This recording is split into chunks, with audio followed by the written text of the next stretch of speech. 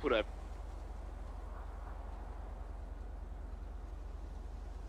Imagine if every roleplay scenario was just an equation.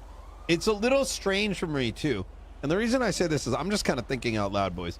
But like, you know how like a lot of times criminals complain, why are cops not acting like an equation? It's so sad.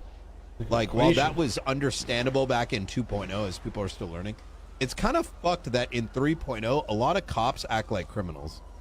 And I don't mean like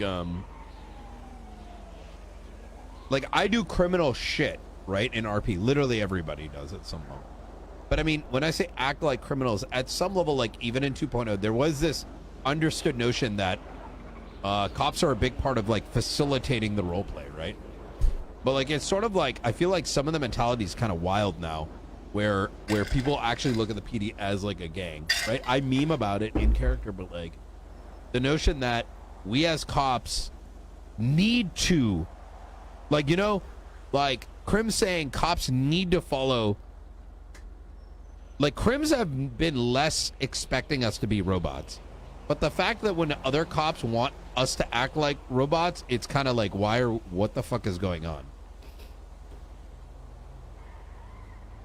Well, no, really I mean, what I'm trying to say is, like, back in, like, there's a lot of times there'd be complaints, like, you know, 2 years ago, like, or even recently sometimes you see, like, yo, cops need to act like robots. They shouldn't do this or shouldn't think this or, like, they need to act this way, right? Like an expectation that as a criminal, every interaction you have with a police officer needs to be this one prescribed way. I'm not really following what he's saying. I think back in the day, that was more of a thing the cops, the higher-ups pushed onto the cops. I think the criminals always wanted it to be more open. I don't know. I didn't really understand what he was saying, to be honest. All right, what happened?